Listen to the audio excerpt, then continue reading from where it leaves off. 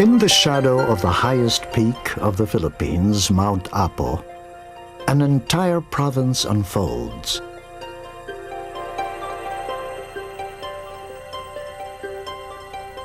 A province that, like many others in the Philippines, has both a wealth of history and nature, culture, and environment.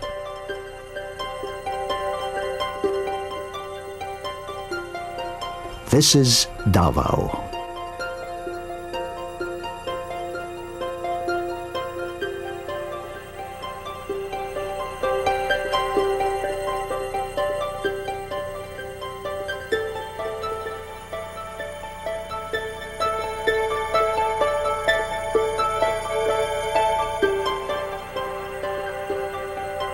And this is Mount Apo, a peak bathed both in mist and legend.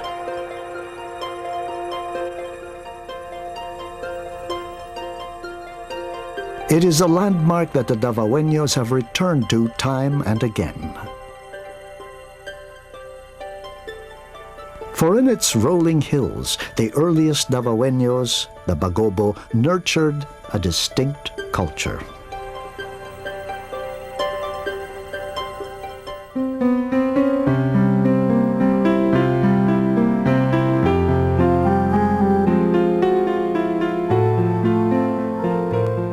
It may even be said that there are two more Davaos aside from the regionally accepted Davao del Sur and Davao del Norte. There is also the Davao of the Bagobo and their ancient culture, today struggling to reaffirm itself. And the Davao of the settlers who have enriched the cultural tapestry with their own contributions.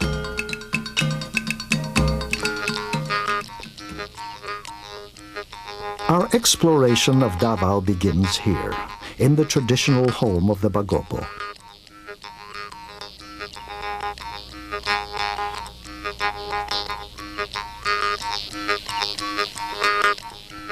The area between Davao City and Digos, around the town of Santa Cruz.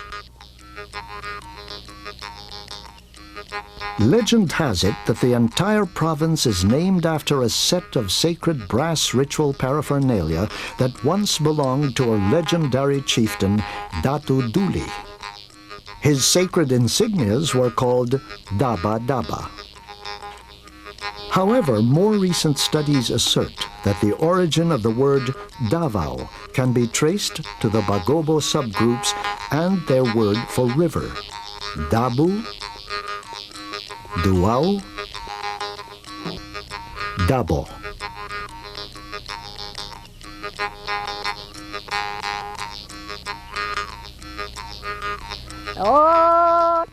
In early records, the Bagobo are often described as skilled metal workers and weavers, astrologers and agriculturists.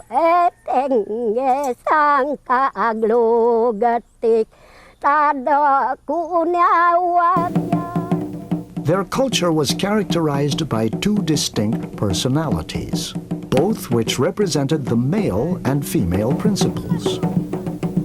The male ideal was the Bagani, defender of his people.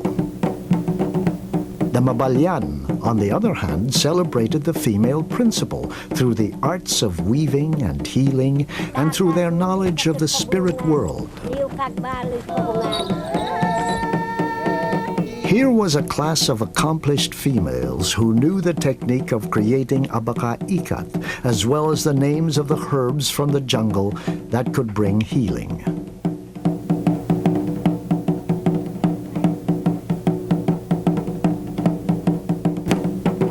Today, the traditional dichotomy of the Bagani and the Mabalyan may long have been forgotten.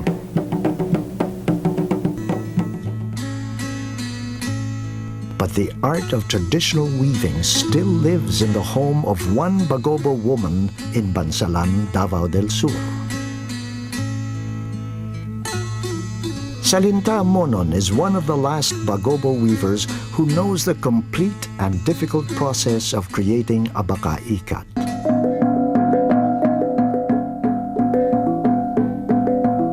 The Bagobo have always been known as finely dressed people.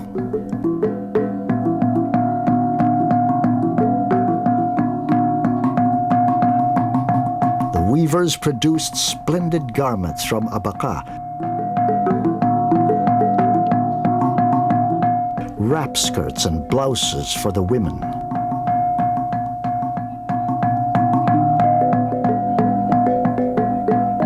Tight-fitting pantaloons and cropped jackets for the men. Embellished with embroidery, beadwork, horsehair tassels, and worn with ivory earplugs. Such clothing was not only adornment, but had great social and religious significance as well.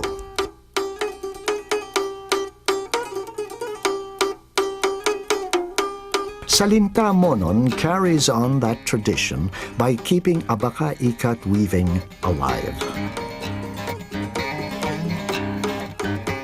She learned the craft as a child, watching and learning from her own mother. It is a difficult process, one that requires a keen eye and an intuitive mathematics. First, she separates the fibers.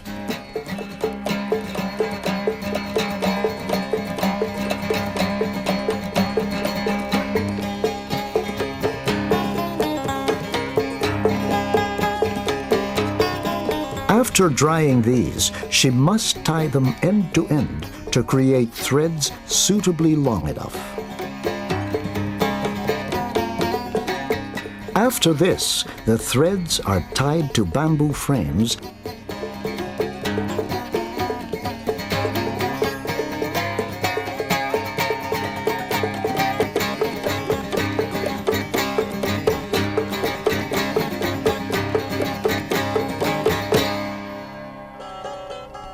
and then, in a design which only Salinta Monon can visualize in her mind, she ties specific portions in thread.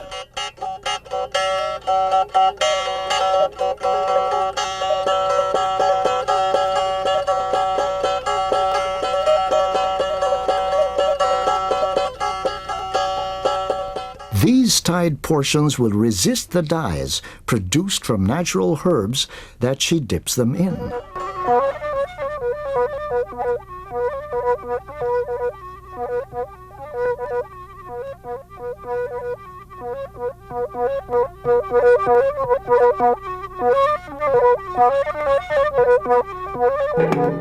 After dyeing, the loom is set up, and the process of weaving begins. Here, the intuitive mathematical precision comes into play as the dyed warp and weft come together to produce a finished textile alive with dots, lozenges, and rhomboids that characterize Bagobo design. A final polishing with a shell, and the fabric glows lustrously. For her skill and her steadfastness to traditional designs, Salinta Monon was awarded the Gawad sa Manilikha ng Bayan in 1998. Today she continues to weave, and more importantly, to pass on her art to young Bagobos.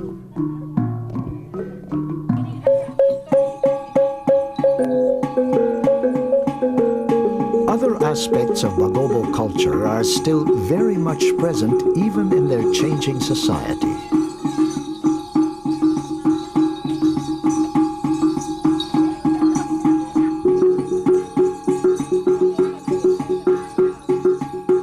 The Agong ensemble is composed of several round gongs of varying sizes and pitches. These are played to honor the spirits at various festivals and occasions.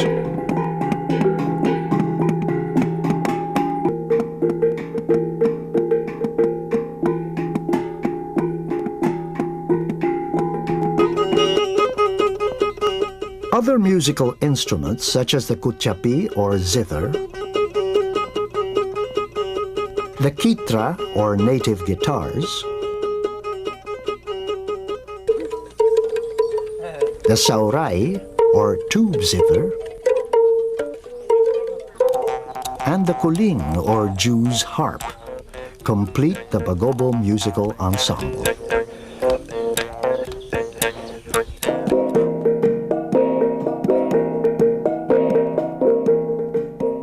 But what completes and complements music more than the dance?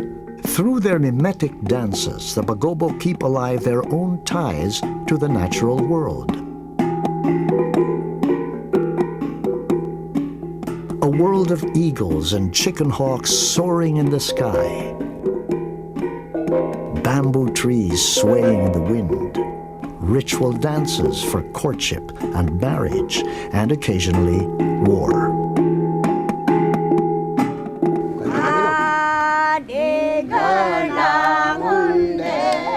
Today, the culture of the Bagobo has been transformed by the gradual acculturation and the conversion to Christianity, resulting in a syncretic religion. This melding of animist and Christian beliefs comes together in the langis.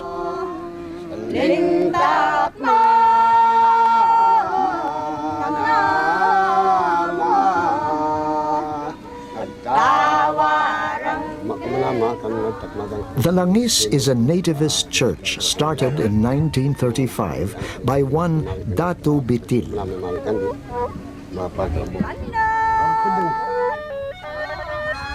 The most important ritual of the Langis church is the gathering of herbs, roots, and leaves and other natural materials found in Mount Apo.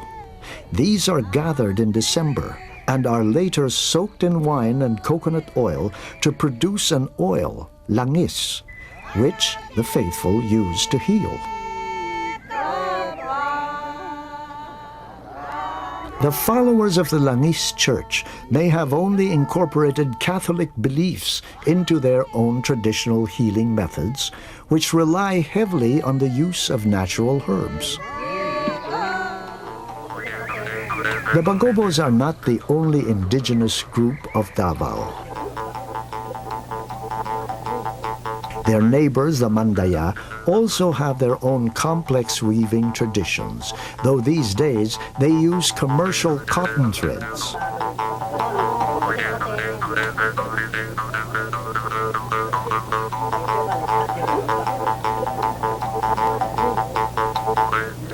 If ikat is the specialty of the Bagobo, the Mandaya specialize in embroidering their garments with minuscule squares to form complex and boldly graphic panels.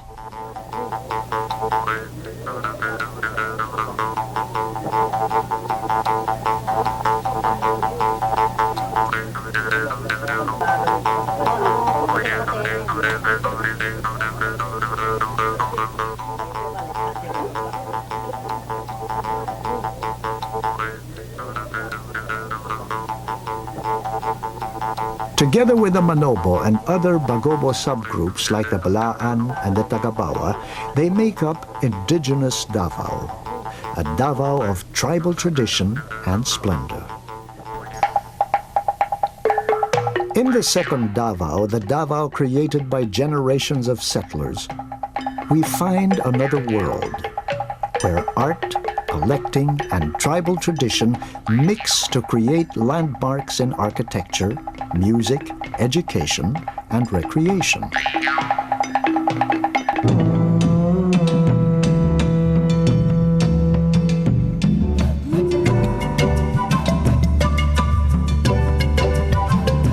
At the waterfront Insular Hotel, an architectural legacy has been refurbished and updated. Formerly known as the Davao Insular, the original structure was designed by national artist Leandro Locsin. But even after a careful and discreet renovation by Gabi Formoso, the trademark Locsin features still remain. Airy, open spaces merge with tropical gardens. Pavilions open to the sun and the wind. Locsin's refined tropical style finds interpretation in the waterfront insular hotel. The Taboli Weaving Center is located within the hotel complex. Here, the traditions of another great weaving culture are found. The Taboli weavers execute their craft in much the same manner as the Bagobo, but their design repertoire is more flamboyant. Anthropomorphic figures abound in their ikat weaves.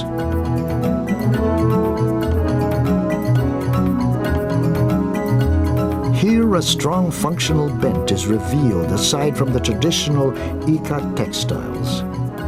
The center also utilizes the nalak for other items, bags, home, and fashion accessories.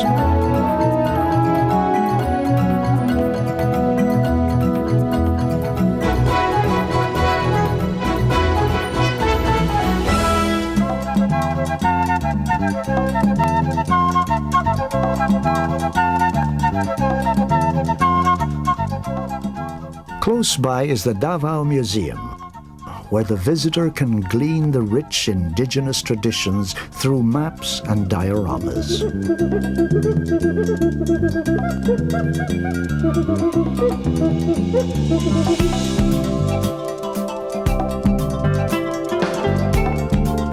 Another museum with a historic bent is the Elias Lopez Museum, built by one man's obsession with his culture. The bulk of the collection on display was gathered by Elias Lopez, Davao's very first Bagobo mayor. It is a tribute to this man's adherence to his heritage. His collections led him to other indigenous groups and their treasures. Also represented in his collection are the weavings of the Mandaya.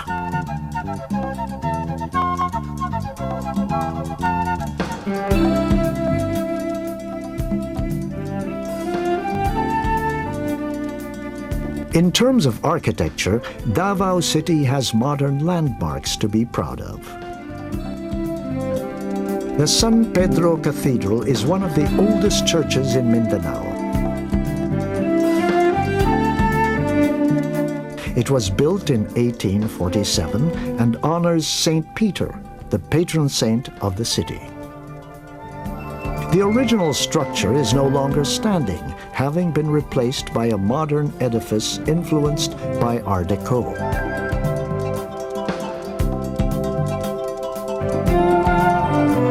The facade is likened to a ship, an association with St. Peter's work as fisherman of souls. But it also resembles an Islamic mosque, a fitting reference to Mindanao's Islamic bent.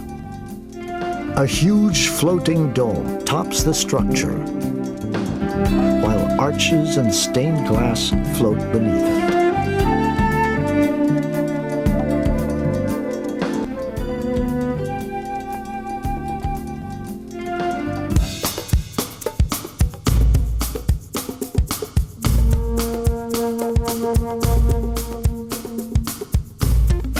Mixtures of influence also animate the central bank building.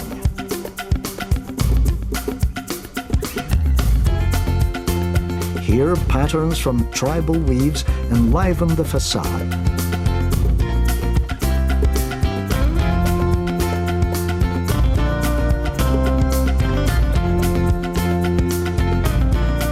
In the lobby, chandeliers sprout from panels bearing the same patterns.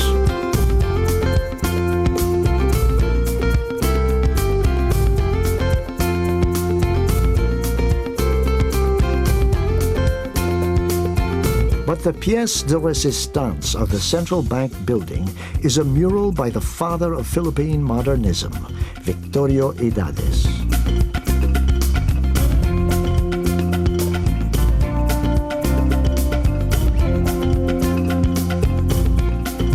Here, the master has depicted the various livelihoods that have enabled Davao to progress. From the manufacture of copra,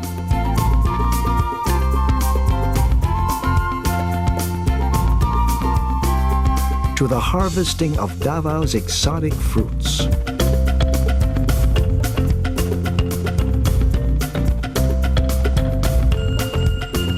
From abaka to farming.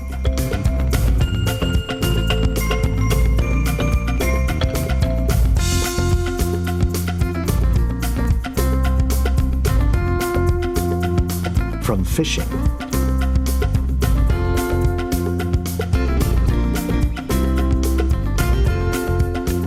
to crafts.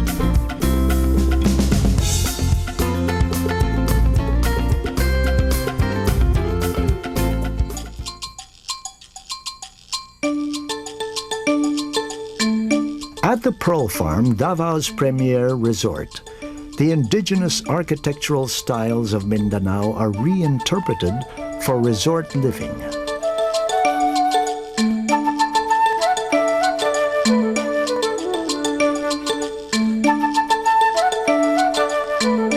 Visitors can choose to stay at the Mandaya houses, which draw inspiration from the Mandaya longhouses.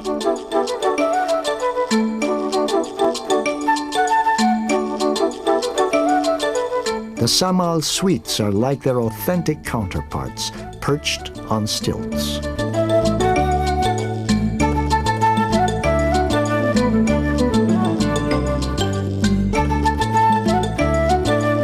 Here at the Pearl Farm, the indigenous influence is unmistakably present.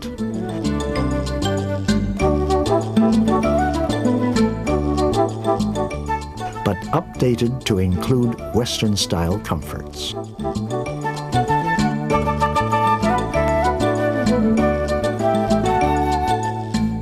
It quickly becomes evident that modern Davao is very concerned with maintaining a vibrant cultural scene, one that both entertains and educates.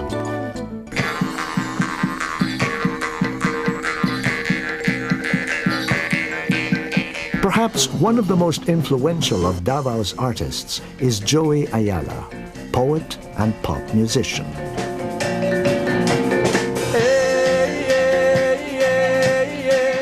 Ayala has made his mark on the Philippine music scene by blending pop rhythms with indigenous musical instruments like the agong, the kutyapi, and the Jew's harp.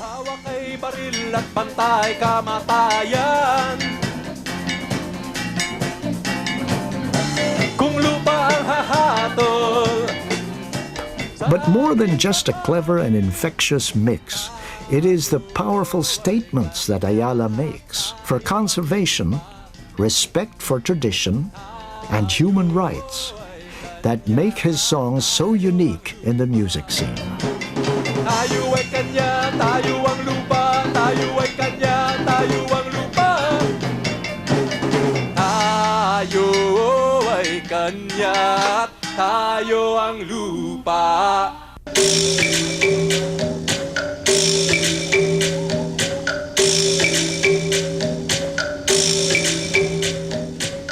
The local theater scene is also thriving. In the traveling performances of Mindasilang, Mindanaoan artists and cultural workers have created a cultural caravan for peace, a theater of dialectics.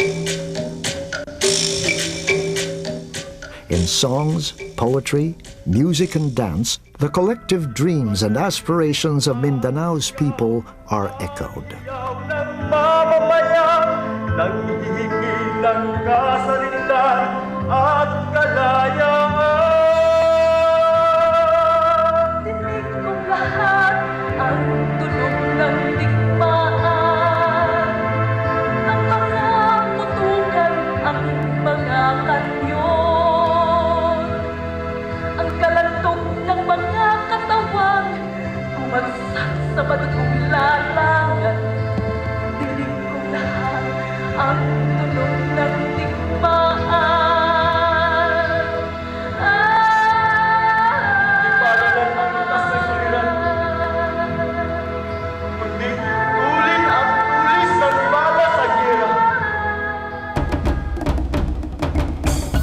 thought-provoking experiences and performances are complemented by many sights, sounds, and flavors that make the province's unique flavor felt.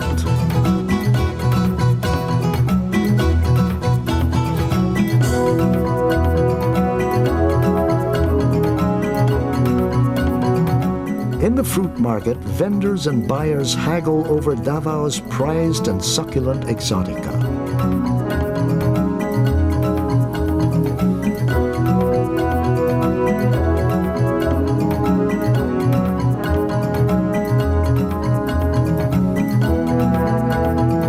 The mangosteen, the rambutan, the marang, and the pomelo.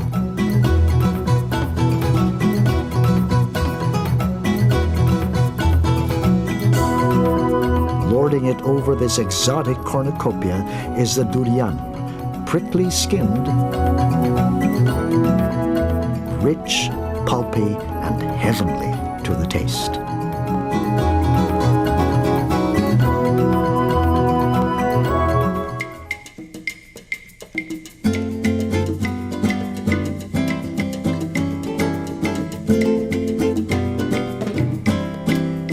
Another flavor that is part of Davao is the tuna that abounds in the Davao Gulf.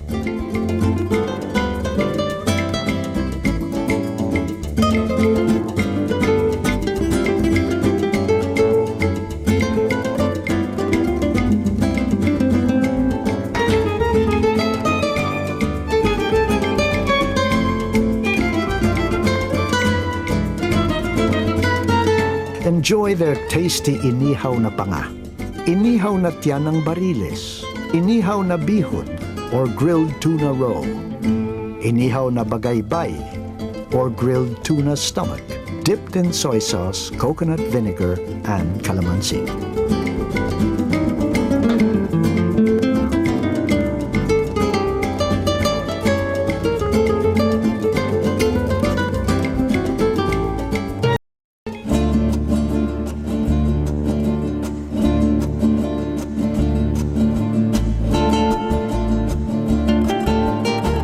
In the Aldevinco Shopping Center, tribal artifacts, reproductions,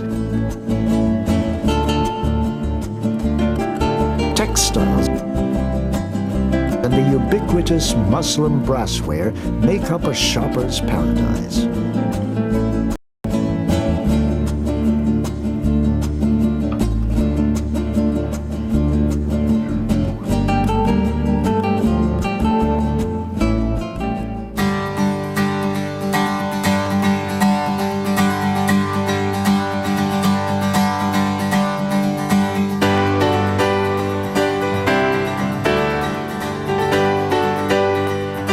Davao is a name synonymous with flowers.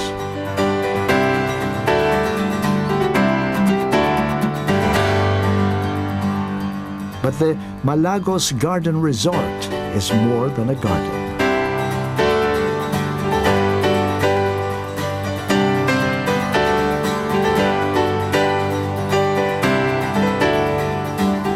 It is a virtual gallery devoted to the work of national artist Napoleon Abueva.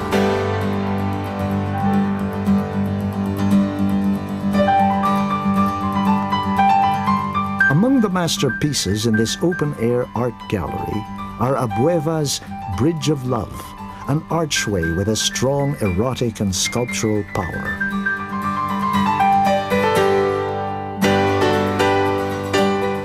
Miss Lee, on the other hand, is a tender, delicate evocation of youth and grace. Kaganapan, one of Abueva's acknowledged masterpieces, depicts a pregnant woman in all her glory.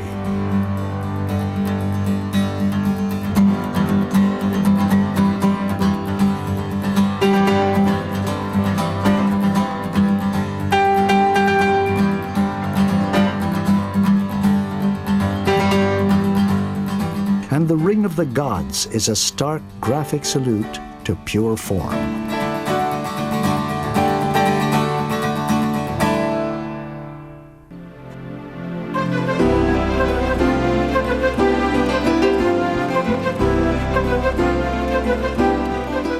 the Philippine Eagle Center in Malagos, Baguio District, the work of breeding the Philippine eagle is taking place. Here, captive birds have been able to breed successfully.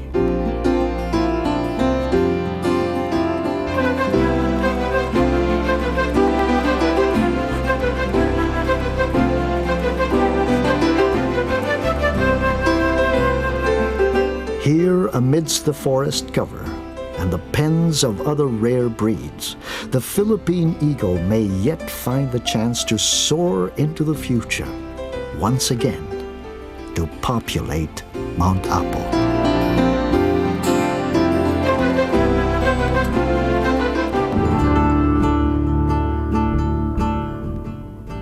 The memorabilia of the father of Philippine modernists, Victorio Edades, is housed in the Ford Academy of the Arts.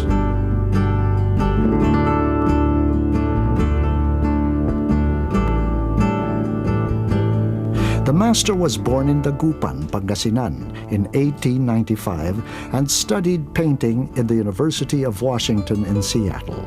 In 1967, after he had established his name as the country's premier modernist, he settled in Davao. Here at the Ford Academy of the Arts, Edades's memorabilia is proudly displayed, as well as some loving sketches and portraits of him by other artists.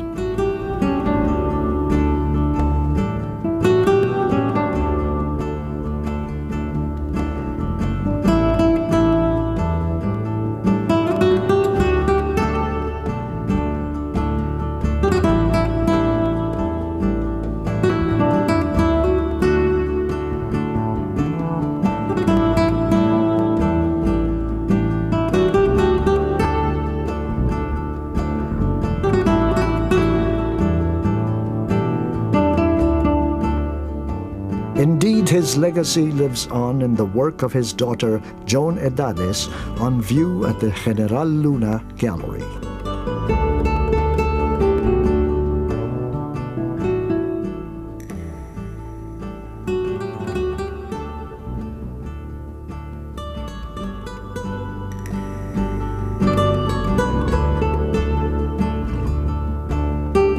Other galleries showcase the works of Davao's artists.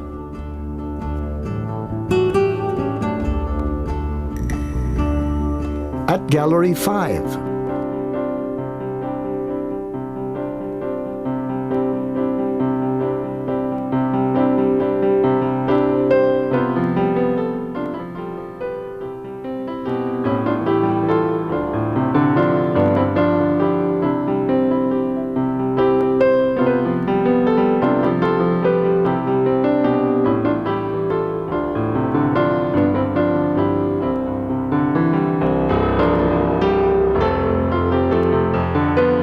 at the Gallery M at the Royal Mandaya Hotel.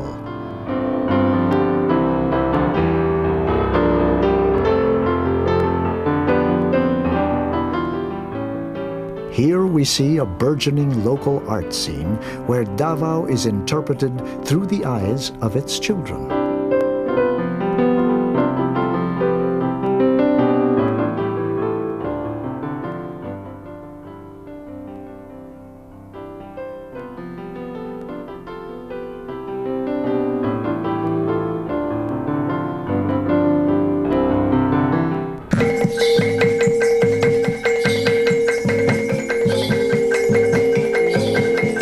Every third week of August, contemporary Davao pays tribute to its past and hails its future through the Kadayawan Festival. This festival brings together young Davaoeños who gather in the streets to dance, sing, and revel in the wealth of Davao's produce. In their festivity, even the Bagobo culture is glorified and made a part of contemporary life.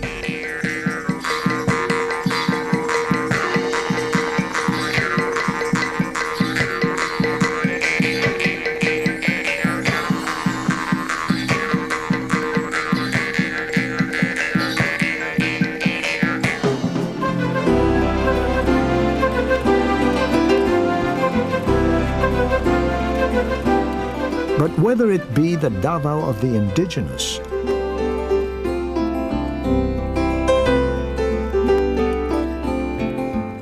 or the modern Davao of the settlers that captures your fancy,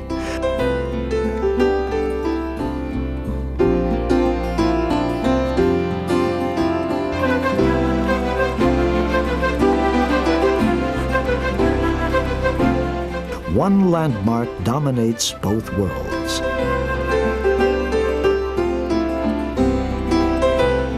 And it is the landmark to which we return once again in this exploration of Davao.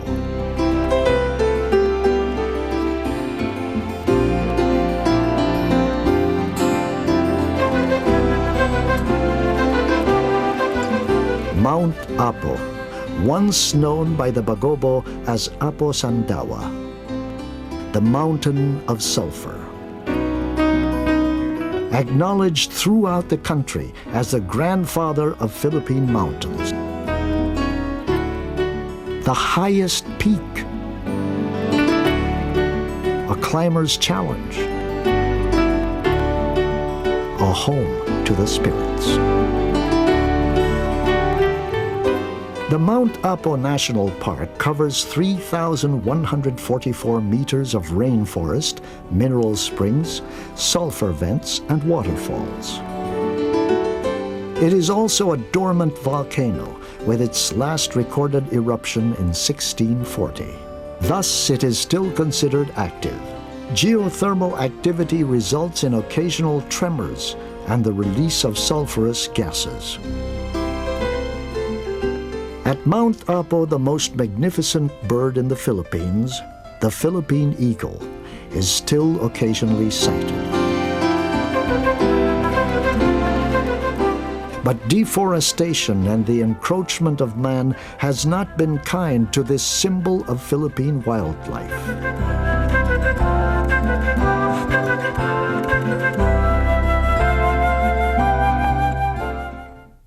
The Philippine eagle, soaring above a high peak lushly covered with jungle. A free and beautiful creature, at one with an ageless mountain. Perhaps it is this metaphor that the Davaoeño, whether indigenous or settler, keeps in his heart. For whatever culture he belongs to, the key to preserving and enriching it inevitably lies in the state of his natural world.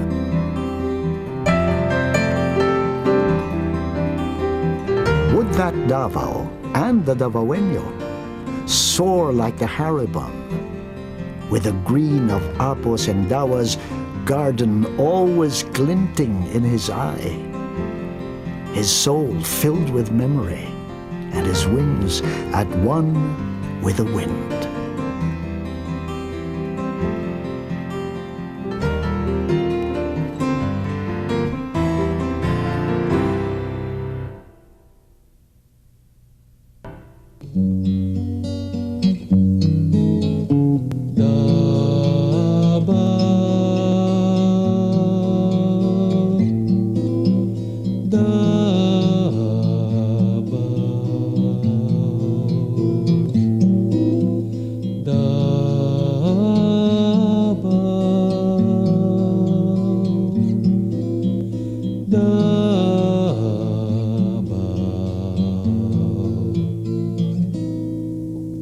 Ang iyong tanglaw ay aking gabay tuwing maligaw sa piniling landas.